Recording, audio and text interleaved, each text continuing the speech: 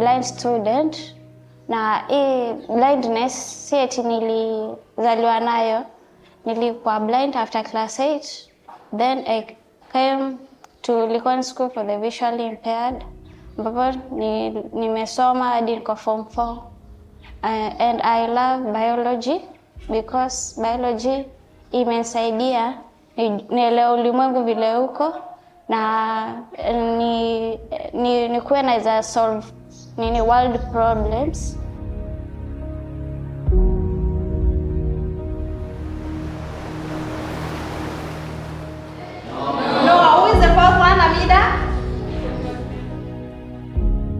Globally, over 1 billion people live with some form of disability, yet only a few are given the chance to innovate through STEM. In 2025, 2 visually impaired students at the Young Scientists Kenya National Science and Technology Exhibition set out to change that narrative. This is the story of their innovation, their determination, and their impact. The winners of the Innovative Project in STEM Inclusivity Special Award in the 8th YSK National Science and Technology Exhibition are Edward Wara Kitsao and Patience Elizabeth Nina, guided by Mercy Rehema for their project titled The Smart Drive.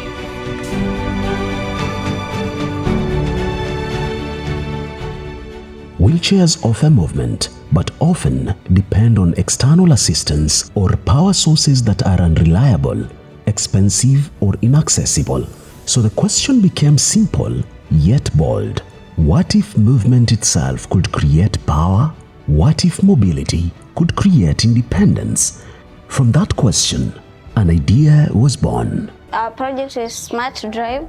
We aimed at fostering physical handicapped people within the society because many physical handicapped people experience this traditional wheelchair, often resorting to rely on guide who may take advantage of them. So our Smart Drive provides a solution because it can move automatically without being pushed.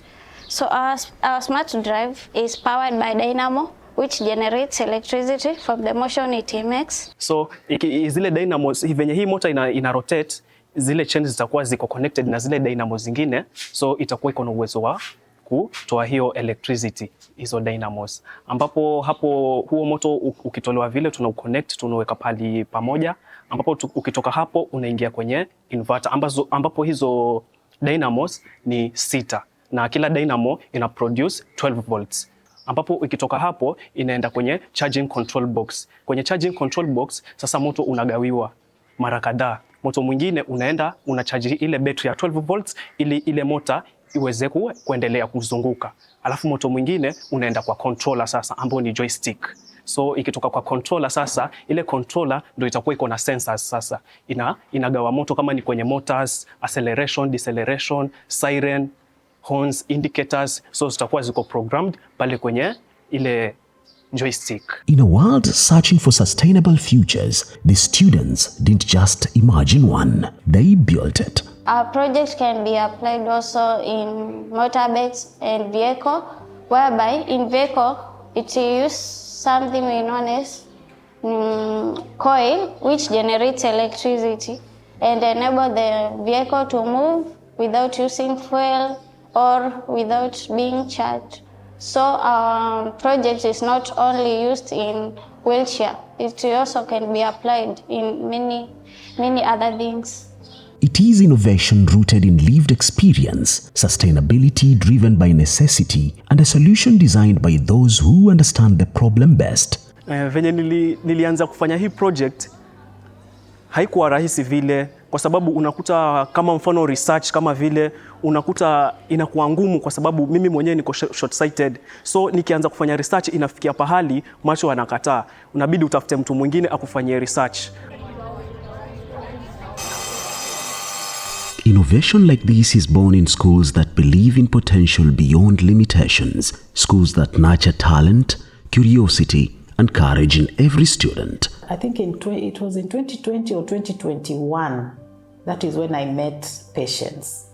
One, she never used to talk. And she never used to mix with anyone. She never used to smile. She had no smile on her face. Then I realized she was just a girl who was traumatized. She had just gotten blind. She was not just blind, but she was also deaf. Kitu ambacho mzazi anaweza kumtunuku mtoto kufikia wakati huu, elimu peke yake. Kwa hivyo analoniambia mimi huwa sina budi ninakuwa wa kuitikia. Mentorship bridges the gap between idea and impact. It turns uncertainty into confidence and curiosity into purpose. For these students, mentorship was not optional. It was transformational. Edward had his own mentor, and Patience had a separate mentor. We had about 7 students who were really interested in YSK, and I think they all brought projects. I feel happy, one thing, because I never knew when she got sick and she became blind that she can go this far. No journey of success is walked alone. Behind every achievement stands a network of support, school leadership that creates opportunity, teachers who nurture talent, and families who believe.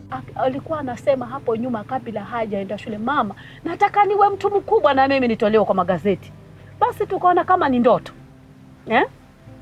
Nikasema sema mama, wanaona hivi mimi ni mwelemavu, lakini nataka Mungu anibariki ili niwe mtu mkubwa, nionekane kwa magazeti, kwa TV. Nikamwambia amina. Our teachers helped us to do researches in research work, and also they provided us with some equipment like laptops to do more research on it, and our parents give us support like encouragement, motivation, so things like that. My work was just guiding her because I'm not part of the project. I didn't have a hand in it, but I just encouraged them to continue working hard, and they made it. Supporting this journey is the RISA Fund. RISA Fund is the Research and Innovation Systems for Africa Fund. It's a fund of UK international development. That's from the British High Commission here in Nairobi. But we are regional, hence Africa in our name.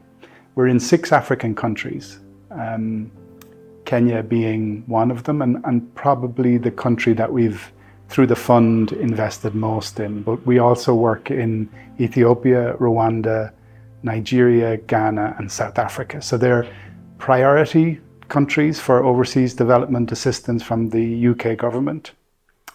And RISA, as the title suggests, is Research and Innovation Systems for Africa. That's bringing together support for research. So a lot of our partners are university or third level institutions, and also secondary schools through our partnership with YSK. Innovation and research under our fund go hand in hand. We do support research strengthening deliberately, but we also support innovation and innovators. Backed by UK International Development, RISA partners with Young Scientist Kenya to strengthen youth-led innovation and advance gender equality and social inclusion in STEM. So the RISA Fund has been of integral impact to our programs, particularly with their goal in the GESI, that's the Gender Equity and Social Inclusion goal. And for this, they've been very key, especially this year, to support in ensuring that special needs students can get trained on some of the STEM skills, get access to career guidance, their teachers being equipped with some of the skills that they can be able to directly impact to their learners in the classrooms, and then also supporting students to participate in our national exhibition. When the path feels uncertain, parents watch their children not only succeed, but redefine what success looks like. Their pride is quiet, deep, and unwavering. Because this victory belongs to more than just the students. It belongs to everyone who stood beside them. Nashukuru alivyoenda mara ya 3. Ikawa ni furaha hiyo ya ajabu, akatuletea zawadi ya kikombe. Tukakaa pale na vigelegele na furaha, tukapigwa picha. Majirani wakashangaa, wakasimama kule, kwani kule kuna nini? Kwani kuna nini? Nilikuja nikasikia raha sana wakati wa kuwa nimefanya hizo research, nimepata hizo material, nimetengeneza mpaka hiyo kitu kweli naiona ina work. Na wale watu wenye walikuwa wanasema haiwezekani, sasa ninawaonyesha kuwa hii kitu ipo na inawezekana. Patience has represented every single girl out there who is blind. Through her you can see the hope. You know that she lost her sight, but she still keeps going on. She's still giving it her best, and I believe she's working. She's showing even the other students in the school that they can also do it, and they should give it a trial, and also that out there is a chance for them. Kuona majina yangu kwa gazeti mara ya kwanza nimeona kutokana na Patience. Tangu nisaliwe na saizi mimi niko mzee, sijaingia kwa gazeti kwa jina yangu. Yeah, kwa hivyo tulifurahia sana kuona kwa gazeti, tukaambia mpaka babu yake, kuna babu yake mmoja ambaye kwa live pia alifurahi sana. The STEM Inclusivity Award reflects a simple but powerful belief that innovation thrives when everyone is included. So government has first invested in policies. We also have the National ICT Sector Policy.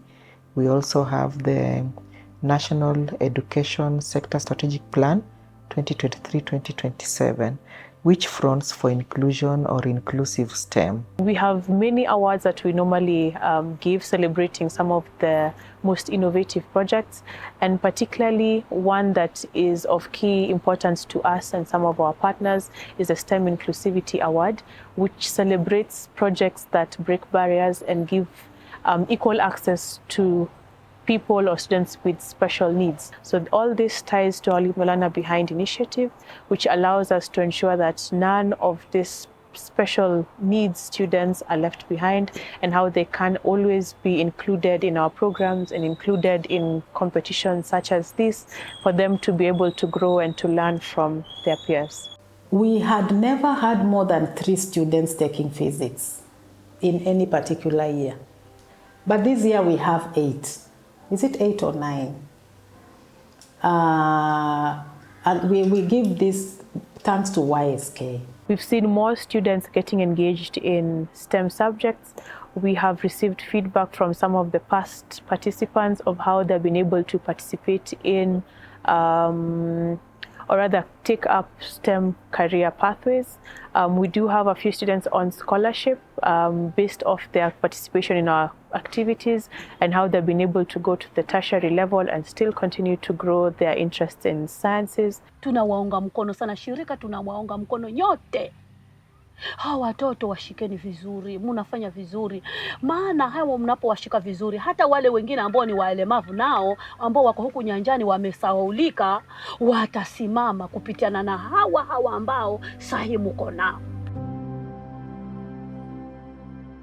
The challenges will be normally to get the textbooks, because our learners with low vision normally use textbooks, and the textbooks normally come with the normal print, and it is really a struggle for them to read the normal print. So they need to use the assistive devices, some of them which are very expensive, and we depend on donations for them to be able to afford them. Most of these learners are not from well-off families. There's very scarce funding in terms of for schools. Now imagine if that funding is even less for kids with disability or marginalized schools. We'll have a lot of challenges because we'll have a big community that is left behind, where we need to support them more when they are growing up or when they are older. But I think your intervention again helps them to be more sustainable in knowledge, but also in be able to secure even jobs and innovations in the society where they can be self-sustaining without having help from other people. These students did not wait for permission to innovate. They identified a challenge and designed a solution. Their story is a testament to determination, to mentorship, to the power of inclusive STEM education. But their journey also begs the question, what more could be achieved if every young person, regardless of ability, had access to opportunity, resources, and belief? Imagine the potential if we can put in the hands and in the minds and give the resources to young people with disabilities to address their own challenges, what other kind of innovations they might come up with. Every parent with a child who has a passion in the sciences, in STEM, in mathematics, please support them where you can. If there is an opportunity for this and they want to take part, please give your consent, give your support, and let your child try, because this is open for all of them, and they can also do better. Join us in supporting the next generation of innovators, because with opportunity and support, every student can achieve greatness. All people are equal, and all of us, we should be independent even if you have disability. Kwenye hii mambo na ubunifu ama kwenye hii miradi ndo mwanzo sasa nimeanza. Nikana kamba nilikuwa nimelala lakini nimeamka sasa.